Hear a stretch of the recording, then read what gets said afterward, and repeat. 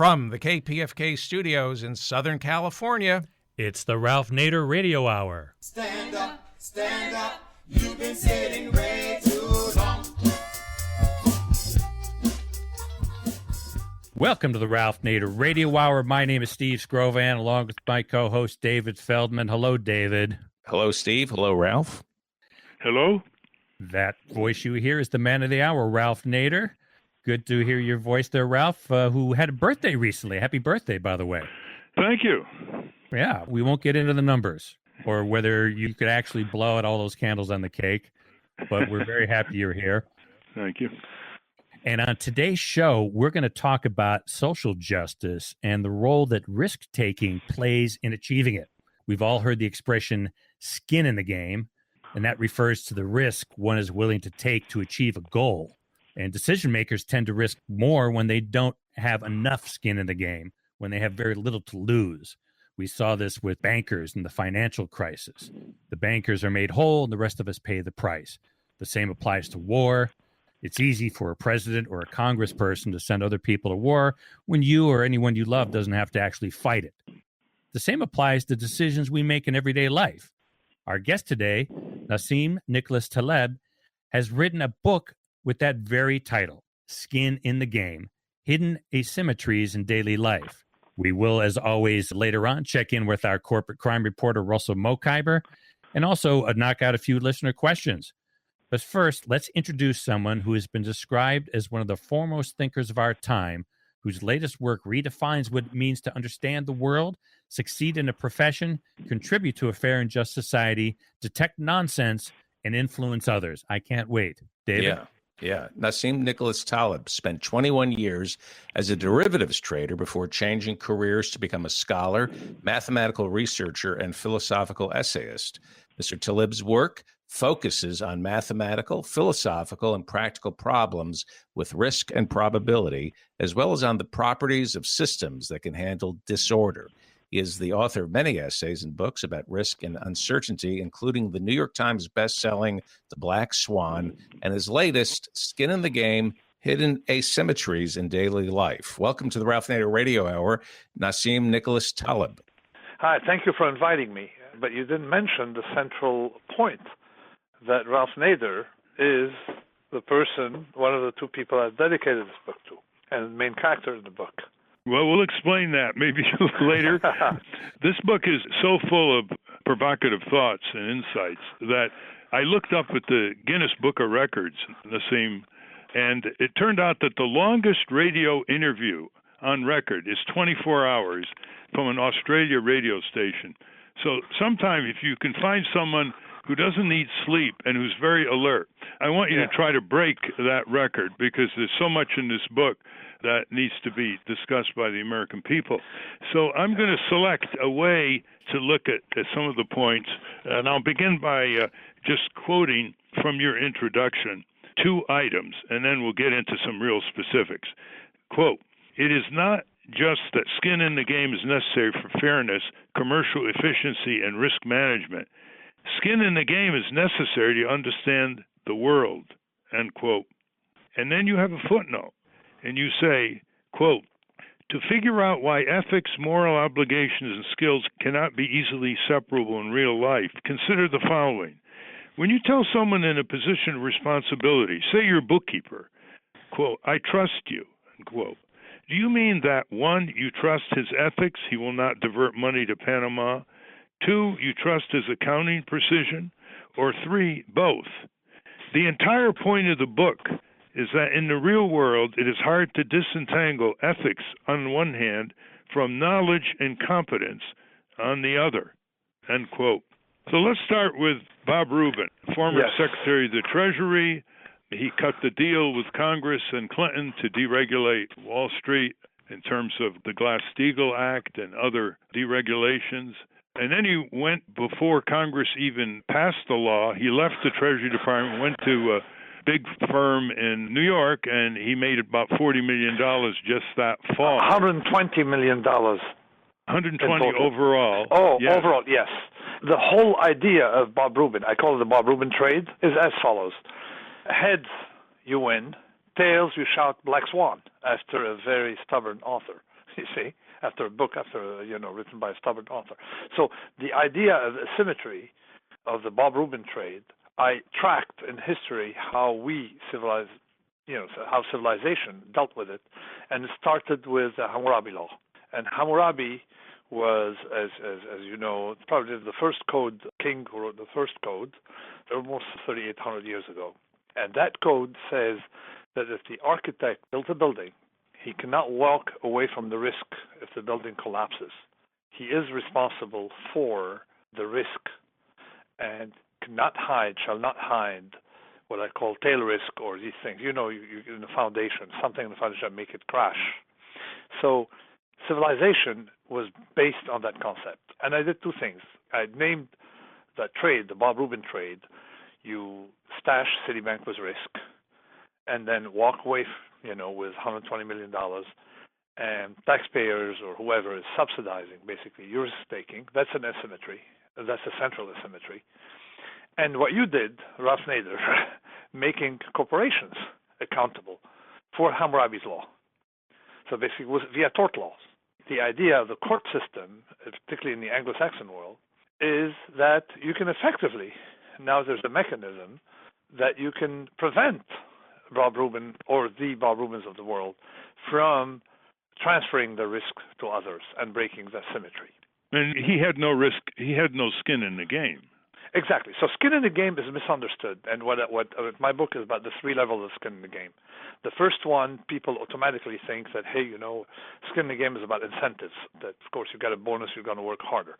You get a tip, you'll be a better waiter. That's not the idea. My idea is that skin in the game is about incentives coupled with disincentives. And so, in other words, you don't have a transfer of risk from one person to another, or particularly when they're hidden risk.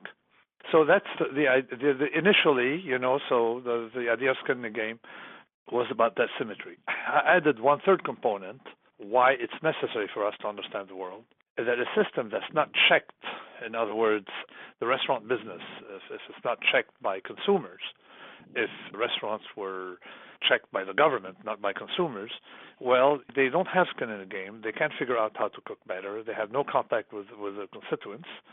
And, of course, eventually the system will blow up. So the third one, I call it is filtering, evolutionary filtering. You need skin in the game. Without skin in the game, you don't get evolution. Well, let's look at something that's on people's minds, Congress. Congress is almost an institution that doesn't have skin in the game. It pushed for war in Iraq, and there's only one adult child of a member of Congress that was in the armed forces. And then the neocons, who were draft dodgers, although they loved the Vietnam War when they were younger, Bill Kristol and others, they were pushing for war in Iraq. So what would happen if they did have... Yeah, go ahead. So historically, and this is why we're going through a very difficult phase in history. This is the first generation. These people, maybe we have two generations now with the millennium. It's the first time in history in which warmongers were not warriors themselves. So the mechanism of filtering would act. So let me explain. When you drive on a highway and you're a reckless driver, you tend to die, you see? And that's a mechanism by which nature makes people who are risky to others, also risky to themselves. And historically, if you look at Hannibal, Caesar, all these people, well, they rose through the military order via courage. So in other words, they were bigger risk takers than others, and that's how they rose. And in Rome, for example, you can't be a consul if you didn't do some, military campaign successfully. And within the military campaign, the generals are the ones who are, more exposed than others. And in the book, I say that only 1/3 of Roman emperors died in their bed.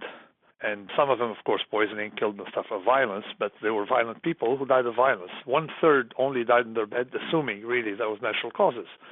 And, of course, many emperors died on the front line, more exposed than other soldiers, like Julian the emperor, and many were captured as well. So what you had historically is warmongers were warriors, and he who lives by the sword dies by the sword. And there was a pact, in fact. You could rise in the pecking order. You want the highest spot in the pecking order? You want to be a lord? You got to be a lord. You got to take more risk for you're trading status for risk taking. This is what we had. Now suddenly, and that's only recent, we developed all these weapons and technologies and stuff like that. So you can have people cause wars and not be exposed. And not only that, but as with Bill Kristol, who is in a book, I name him explicitly, in a book that usually is dealing with philosophical matters, but he's a prime example. People who cause a war in Iraq, okay, absolutely no cost to them, or if cost is any small, very tiny reputational cost, like you and I, for example, and in our circles. And then after they cause a war in Iraq, and of course we have a disaster, they will intervene again, you see, in Libya, and of course in Syria. So what happens with these people is that given that there's no skin in the game, there's no learning. Normally in the real world, these people should be dead, because basically if you cause a disaster, you also expose, so many of them would be pruned out that way instead of letting others die of their stead. So this is what's happening today, is decision-making by people without skin in the game. So this meditation, this book is meditation, also trying to get this idea why this is necessary in anything to have symmetry. You cause others to die, you should be exposed yourself. Doctors have it. Doctors are checked by reality. They're ruined, and the insurance companies malpractice. Why? Well, because it's visible. What they do is visible. In the micro world, things are visible. In the macro world, things are vague.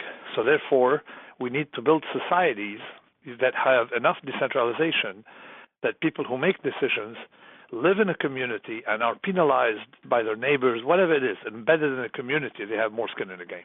In the 1960s, they used to say during the Vietnam War, if you're not part of the risk, you're not part of the solution, which is part of it. What if Congress passed a simple one-page law that said anytime Congress and the White House plunge our nation into war, all able-bodied, age-qualified children and grandchildren of the senators and representatives would immediately be drafted into the armed forces?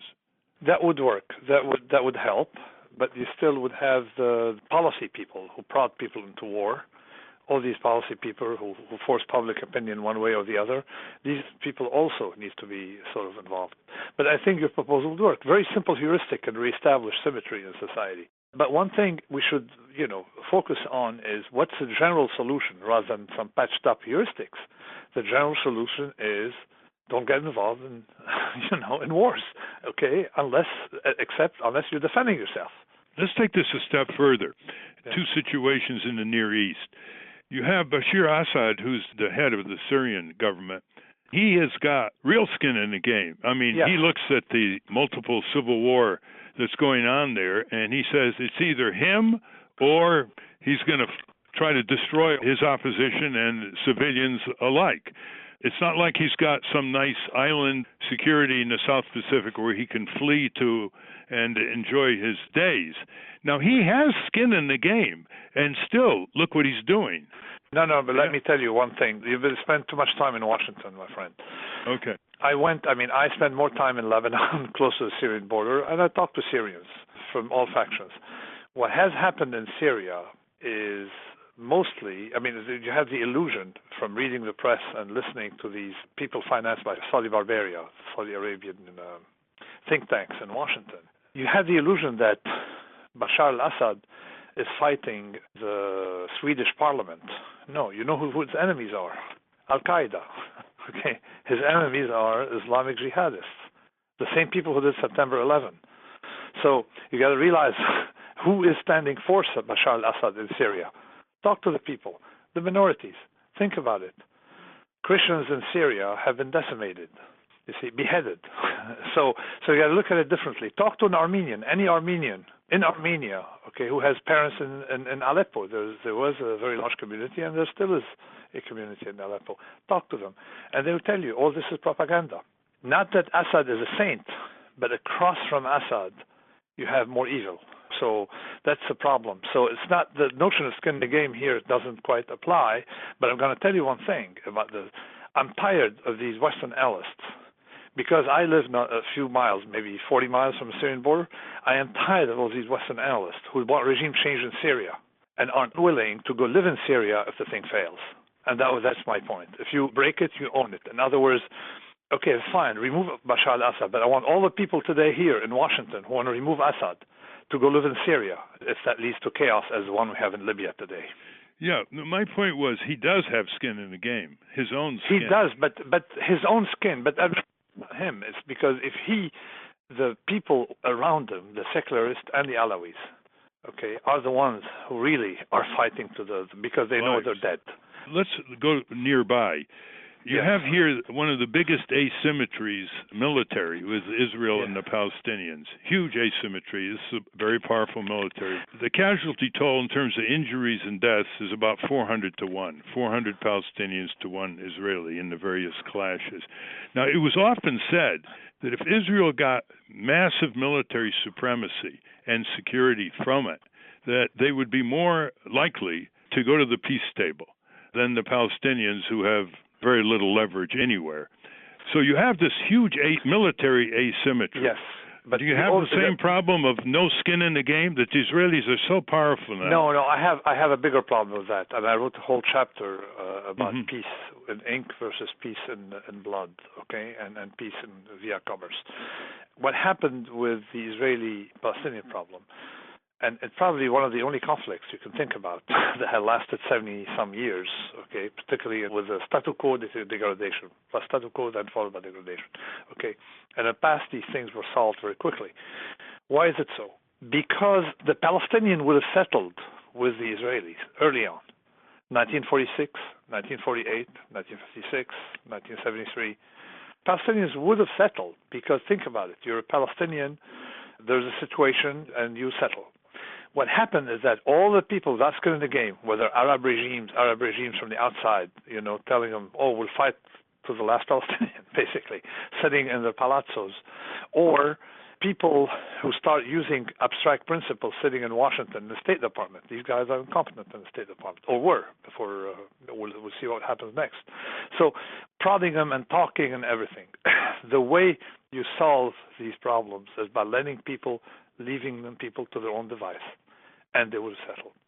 So this idea of someone enforcing peace from Washington is completely absurd. Completely absurd, okay? Let people, and the Oslo, same thing. From the top, you can't do anything.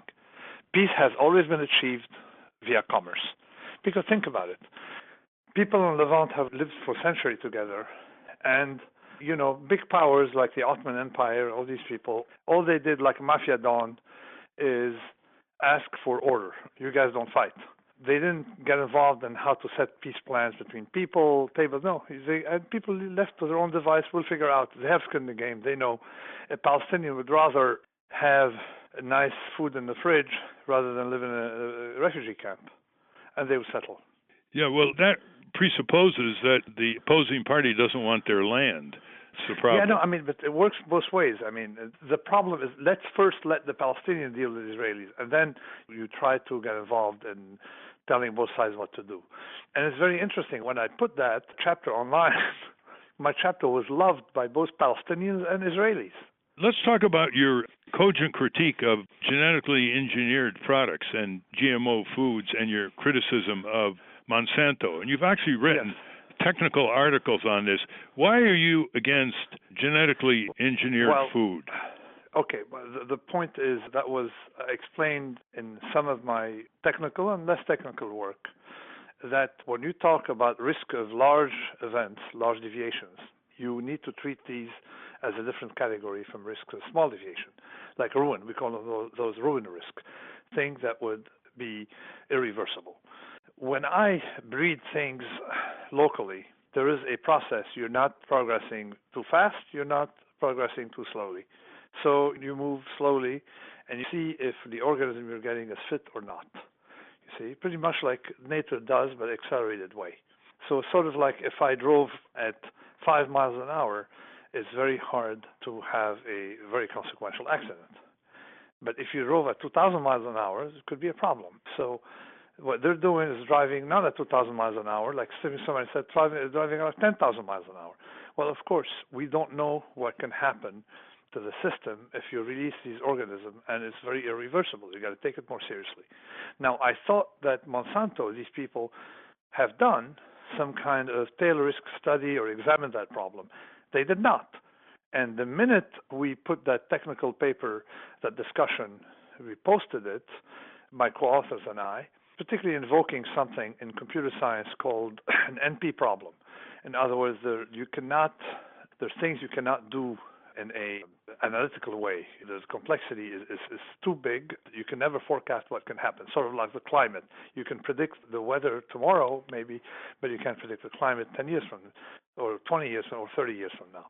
So the way you do it is you pick an island and do your experiments there, whatever it is, and tell us after a few years what happens, and somewhere isolated in which you do your tests.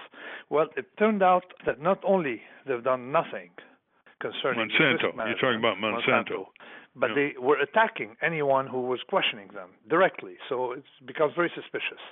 So I had my skin in the game. I invoke your mother, Rose Nader, okay, in my book. I mention her. There's something about risk-taking. You're proud to take risk for the sake of the collective. You suffered that, when you went after General Motors. And effectively, the minute we did that paper, 1,500 letters went to the university asking, for my removal, all kind of stuff, and postings of crazy stuff about me online. So I went through my smear campaign and, survived it. So, but why would someone smear a person opposing their product? Well, there's got to be something fishy behind.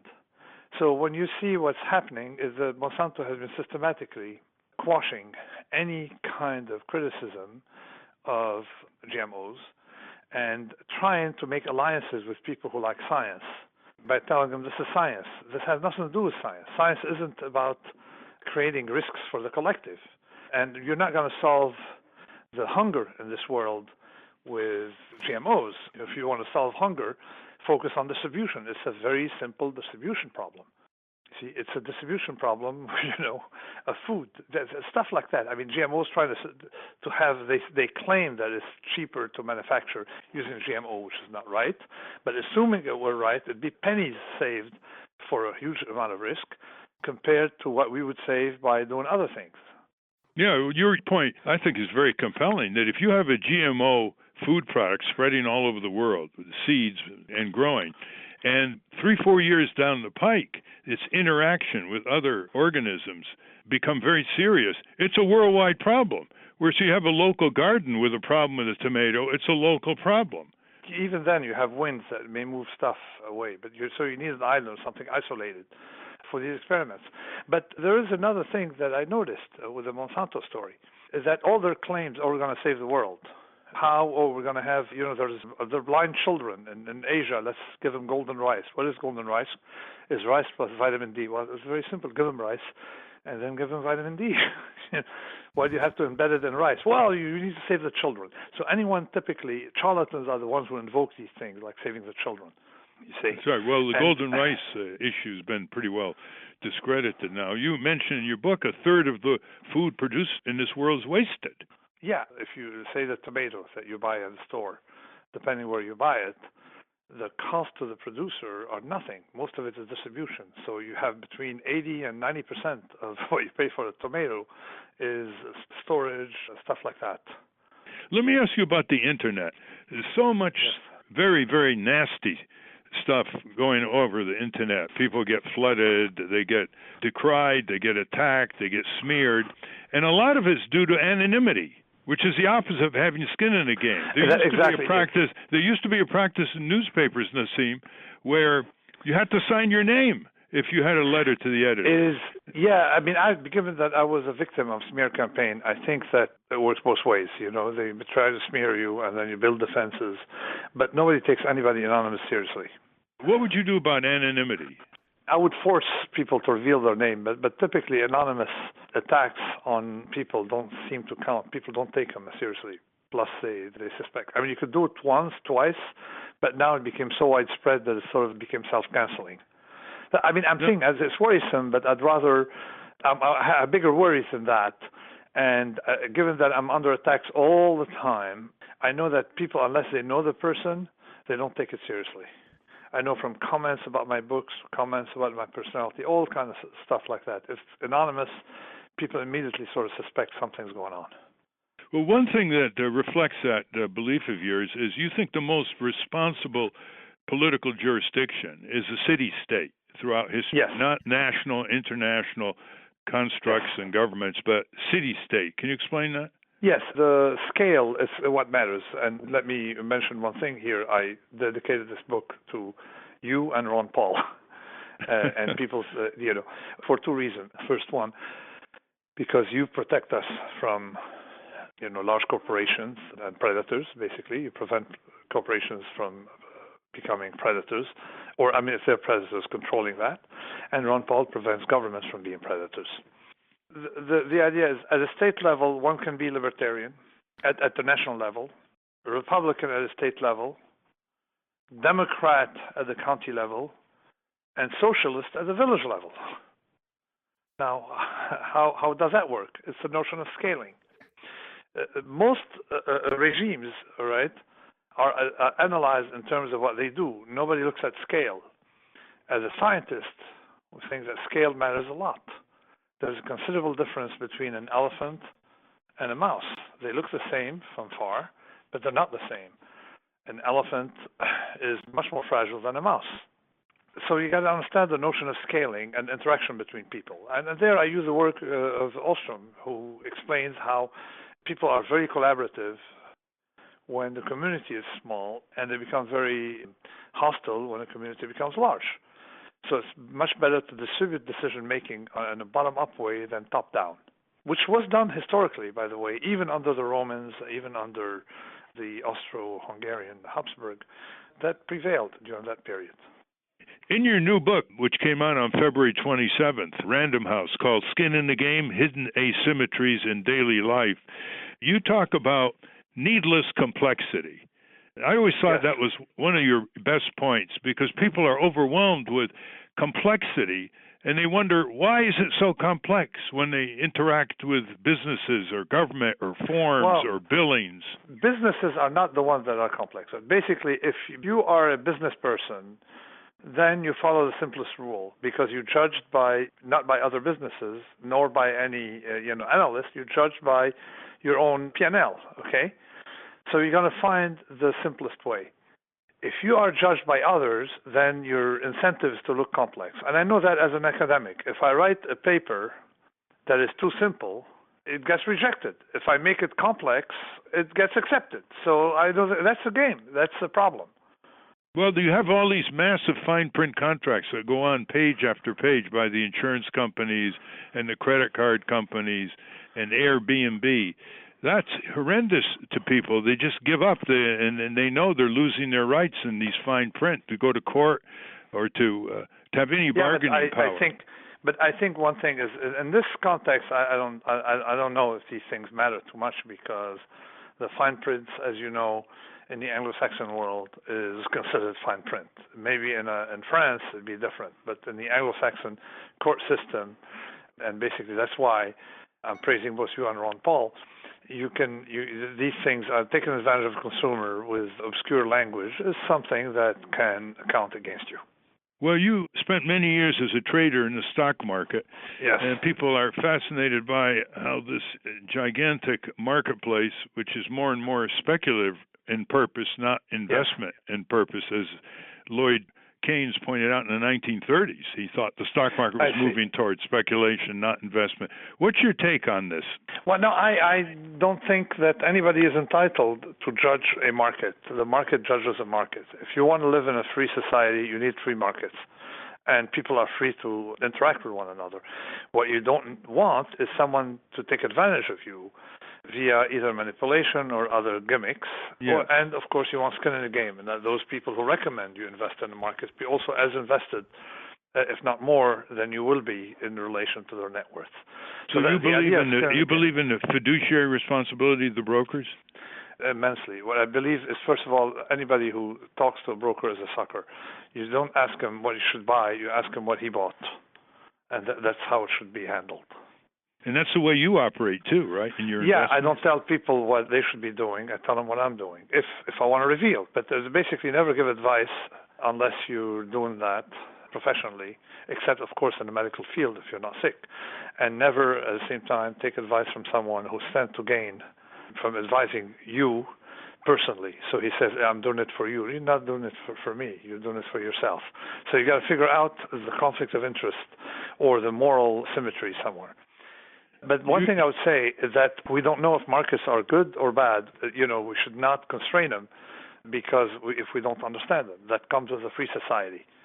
Well, there was a physicist who worked on energy years ago who said something quite interesting. He said markets make good servants but bad masters. Exactly. I mean, the point, but every attempt by humans to control markets has led to disasters. So markets are maybe our second best, but there's no first. Whether they're monopolies or monopolies are bad. Agreements. Basically, no, monopolies are bad. That's the whole idea of markets, is to destroy. You should let the destructive forces of markets work. Yes. You see, and that's what is critical here. You have an interesting take on what environmentalists have called the precautionary principle. Okay, yes, and this is part of GMO. It's the same story. My point is that the climate models used by all these people weaken the environmental cause. The idea of the environment of environmentalism should be that let's not take risks we don't understand, because if there's a mistake, future generation will bear it. And there are classes of risk we don't understand. So we should refrain from polluting the planet under the principle, first do no harm, you see, rather than invoke models, all these complicated models that we don't, that I'm quite certain have monstrous flaws.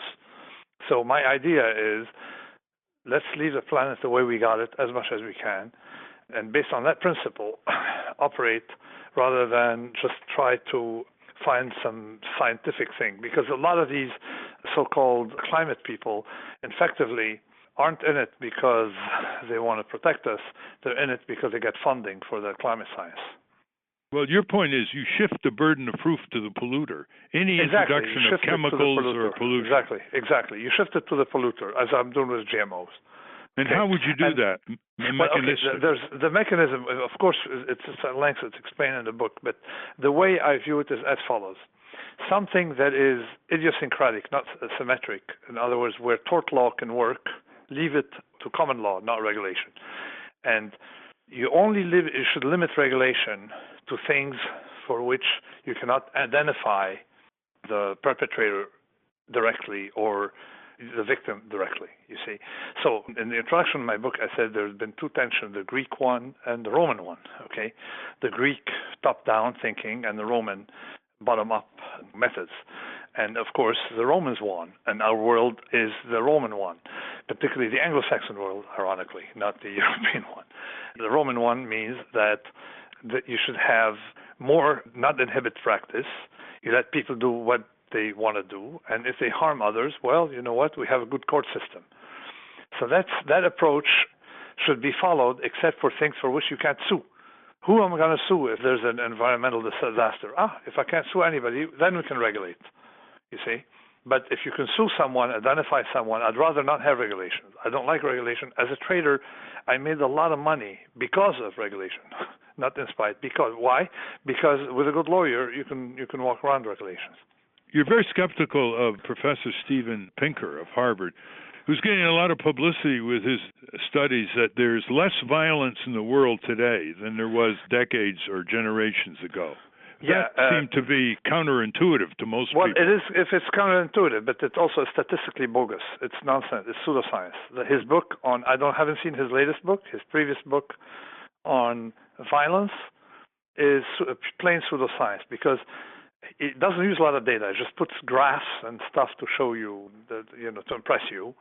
A lot of words, hundreds of pages, 700, 800 pages, more maybe, and a lot of words. And we did some scientific work, so far, 2 pieces, a colleague and I, and now we're collecting more data on violence.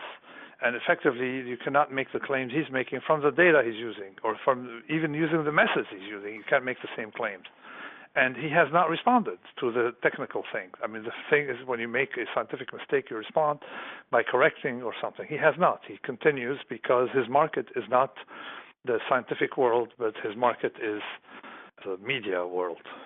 The powers that be, the big polluters and the destroyers, I don't know. I don't know. Whatever. I mean, I'm saying that he thinks the world is safer. I don't think the world is safer, okay? Is safer from large-scale violence. Steve, David, do you have any questions of Nassim Taleb before we conclude? Could you talk about how imperfection gives you skin in the game? I found that interesting. Okay, the way you can signal, there's something called costly signaling. If you have a scar, it means you take more risks than others.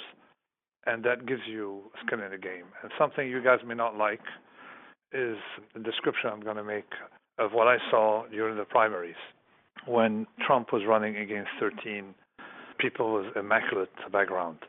And they looked boring. They were wearing suits. They looked like what we call empty suits.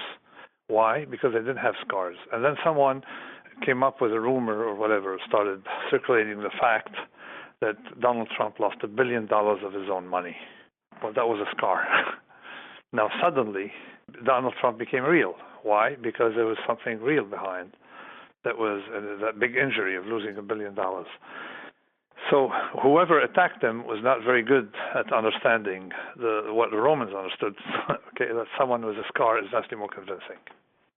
And so when you're doing art or writing, something that is too perfect is a turnoff to the... Yeah, something that's too perfect could look like generated by computer, you see. And something that has blemishes is more real, of course.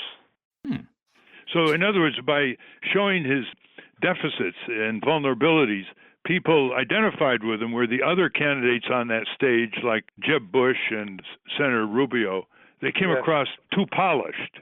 Exactly. Now, before I close, let me say one thing here that will scare you. I looked at the French National Assembly of the 1950s, and the representation was real people. You had notaries, veterinarians, grocery store owners. That was the French representation in their parliament and what was their Congress.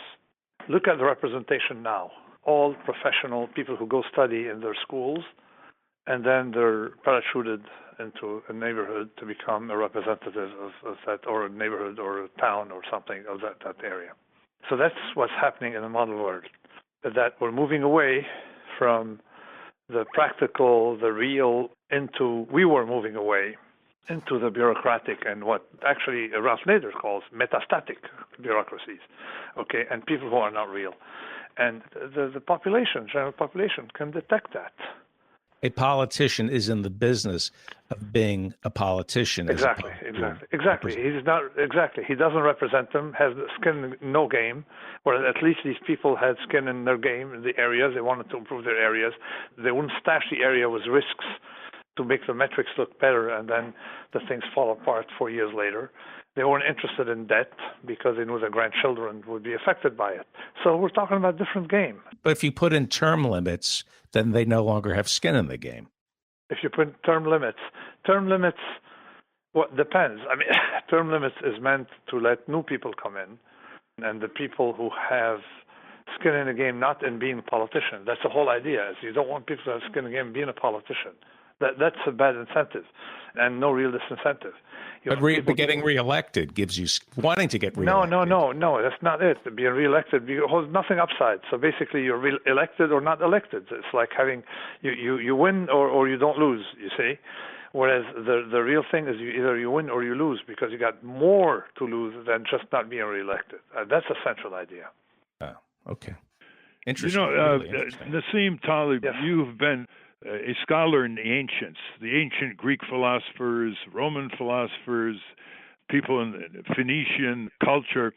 Is that because you think that they had more time to think and there's a lot of wisdom from these ancients that we can use today in terms of the virtues and vices?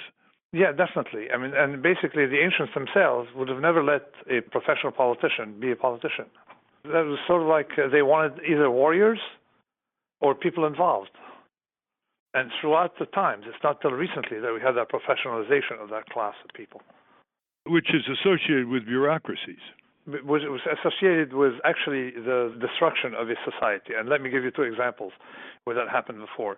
You had professionals running ancient Egypt at some point, the scribes, disconnected from the real world, and then you had then the thing collapsed right after.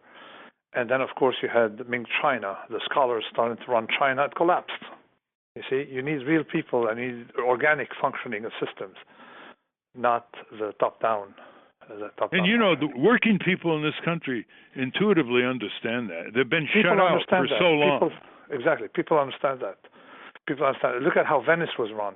Well, granted, it was a bourgeois class maybe, but Venice lasted 1,000 years as a perfect republic. Well, that's Why? your idea of the function of City-states. Exactly. Steve, do you have any questions? Yeah, I'm interested, Mr. Taleb, if knowing what you know about ancient civilizations and their histories and how they thrived and how they collapsed, are you hopeful for where we are in history? As at least Yes, I am hopeful about history for one reason, is that I was sort of like depressed after the Black Swan. And I said, okay, that world of incompetent people, more and more incompetent, running us like economists. They have absolutely no idea what's going on. And by Black Swan, you meant the my book, The Black Swan. But the not financial the collapse you're exactly. referring to. Yeah. But it was not just a financial collapse. My book was in general about tail risk and societies, because mandarins, and what I call mandarins, people who run those people isolated from society who run a place and are judged by one another, not judged by any contact with reality. These mandarins, they destroy the place. And what has happened is now I saw a rebellion 2 years ago, 3 years ago, started with Modi in India, a rebellion against a class.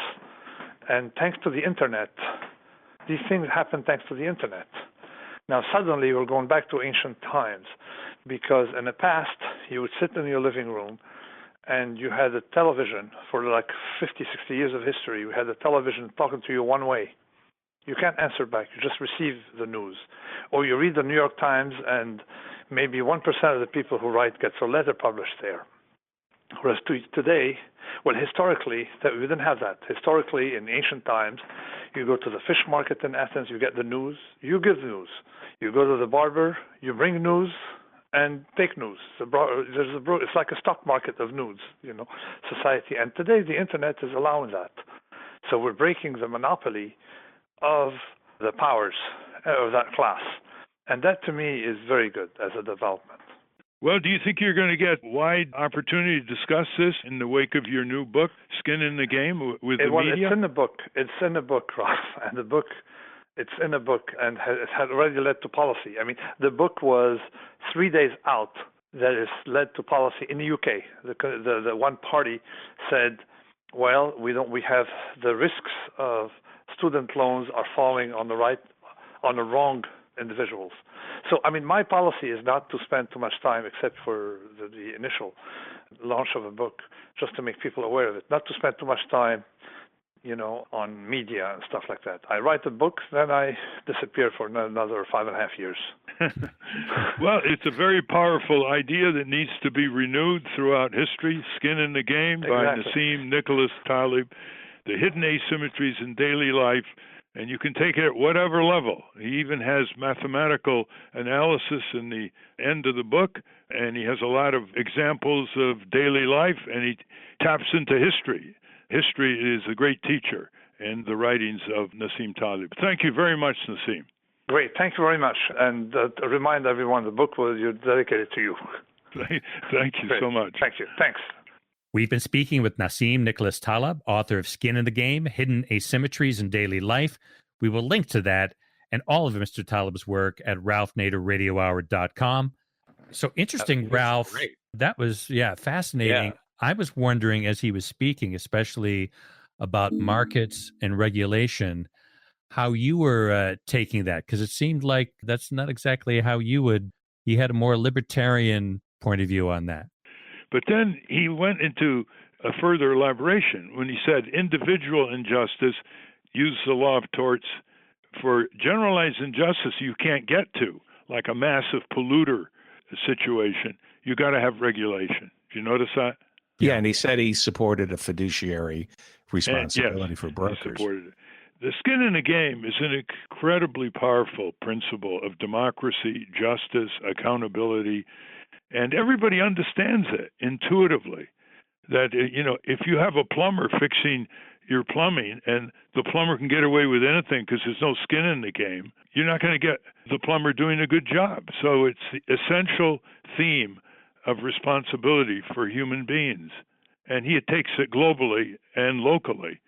We didn't have a chance to get into his concept of the city-state, but we do all understand that when government is at a local unit, if people show up, they can control it much more easily than they can control a national or an international governance system like the WTO, NAFTA, Washington, D.C., Moscow, London. Right. That sounds kind of Republican. You can't pigeonhole them, David. Yeah, I know. I'm just saying it. But the state, so you do see virtues to states' rights. You remember the Republicans were the big supporters of these global trade agreements with penalties, subordinating local, state, and national governments all over the world to the imperatives of commercial trade and the tribunals that decide conflicts in Geneva, Switzerland, which are all secret. So this is just the opposite of where he thinks our democratic institutions should be heading toward. Right. However, you can have the most wonderful local governmental structure like the New England Town Meeting, which is the legislature of the people. When the city council disappoints them, they can go to a town meeting and they can pass ordinances. What's the problem? It's not the structure of the town meeting. It's been around for centuries. It's that people don't show up. They don't show up to vote. They don't show up for town meetings. And so many New England towns abolished the town meeting in favor of a city manager type of government. So the issue of civic motivation is the overriding issue of any society that wants to be a society of justice and democracy. When we come back, Ralph is going to answer some listener questions. But before we do that, let's check in with our corporate crime reporter, Russell Mokhiber. You are listening to the Ralph Nader Radio Hour. From the National Press Building in Washington, D.C., this is your Corporate Crime Reporter Morning Minute for Friday, March 9, 2018. I'm Russell Mokhiber. The pipeline industry is ramping up its campaign against activists. In Iowa, legislation backed by Energy Transfer Partners, the company behind the Dakota Access Pipeline, would criminalize peaceful protest. Former Iowa lawmaker Ed Fallon argues that multiple acts of arson and vandalism against the pipeline in 2016 and 2017 provided the ostensible justification for the legislation, giving Energy Transfer Partners the cover it needed to push for a bill that has nothing to do with sabotage and everything to do with silencing nonviolent dissent. Under Iowa law, arson and vandalism are already serious crimes, Fallon says. Fallon says that the so-called critical infrastructure sabotage legislation could potentially apply a 25-year sentence plus a fine of up to $100,000 to completely peaceful and nonviolent protesters who cause a substantial interruption or impairment of service. For the Corporate Crime Reporter, I'm Russell Mokhiber. Thank you, Russell. We have some time for some listener questions. David, why don't you do the honors? This is a great question. I hope I'm pronouncing her last name properly. Elizabeth Engavyau writes, "Hello, Ralph. I'm a regular listener by podcast, your excellent show, and I've never asked a question before this. But your interview with Jesse Eisinger brought to mind a question that I would appreciate you addressing. When corporations are found guilty or strike a deal where fines are involved, where does the money go? Do wronged consumers directly benefit or receive reparations for corporate wrongdoing?" It depends entirely on the negotiated deal. Certainly the fines go to the U.S. government, but sometimes the government said, well, we're not only going to fine you for your corporate criminality, pharmaceutical company or oil company, but we're also going to assess you a certain amount of money that will be sent back to the defrauded consumers. And that's why there has to be watchdogs over the Justice Department, because they negotiate these deals in secret. But if we can put some sunlight on them before they cut the deal with these companies, we can get more money to come back to the defrauded consumers. Now, some deals are almost entirely returned to the defrauded consumers. So it all depends on the nature of the negotiation and, I might say, the nature of the crime. Sometimes it's very clear how much these companies stole from consumers in dollars and cents. Other times it's not that clear because, say, they damaged the consumer or took away some of their rights under fine print contracts. Well, thank you for your question, Elizabeth. Okay, here's a more personal question. This is from listener Joe Scardino. And he says, Wells Fargo is attempting to foreclose on my house after perpetrating fraud, and I have evidence proving same. Very simple case, but there are no attorneys brave enough to be seen advising a plaintiff taking on a major corporation. I believe I have them beaten, all things being equal. They do not play by the rules, though, and make them up as they go. I write not because I need or want something from you. I just want someone with a voice to know what happened in case they really do get me. And he goes on to say he was a fan of yours and that your safety device in mandatory seatbelts saved his wife's life 20 years ago. And he thinks of you and offers thanks whenever he remembers those incidents. What would you have to say to Joe about his dilemma there? Well, thank you first, Joe Scardino. You're dealing with a bank that has very poor credibility because of its criminal enterprises creating all kinds of phony accounts with its customers without their knowledge. As you know, they sold them auto insurance without their knowledge. They created credit card accounts without their knowledge. You're talking several million of Wells Fargo's customers, and the bank is now enmeshed in all kinds of law enforcement entanglements. So I don't know the details of your case, but what you should do is try to interest the local press, try to call your members of Congress or your state attorney general, which has a complaint line usually for consumers. And if you really got a good case, you should be able to get a lawyer. Go to a law school and ask for the contracts professor. And they have a professor teaching contracts law, and maybe they can give you a lead as well. As I say, since I know very little about your case or even where you're coming from geographically, those are some of the recommendations. And they'll use a sheriff to throw him out of his house when they foreclose. They will if it's at that stage. But as I say, we don't have much detail here. This comes from Betty Banks. Ralph, an article recently about the millions of dollars Scott Pruitt has spent of the people's money on airfare. What are the legal steps the Attorney General can take, or what are the legal routes we can take since he is a civil servant? Yeah, right. That's their, yeah, right, not mine. Thanks, Well, Ralph. he's really a political appointee. He's not part of the civil service system. He's appointed by President Trump and confirmed by the Senate. If he violated departmental rules in EPA, that is, that he was not allowed to fly first class, he'd have to return the difference between first class and coach. That's one. Second, his misdeeds are far more serious. He is deliberately unleashing more corporate pollution into your lungs, into your water, into your air, into your food by revoking life-saving EPA standards, suspending them, not sending the federal cop on the corporate environmental crime beat, weakening enforcement.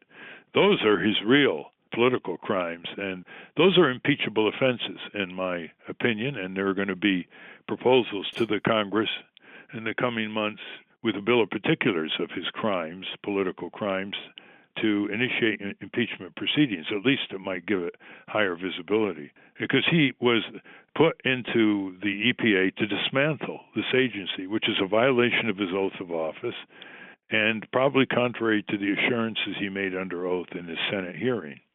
Mary Louise writes, Ralph, this is a serious problem that needs to be addressed quickly. I've had to return 2 new stoves for this same reason, a Maytag and a GE.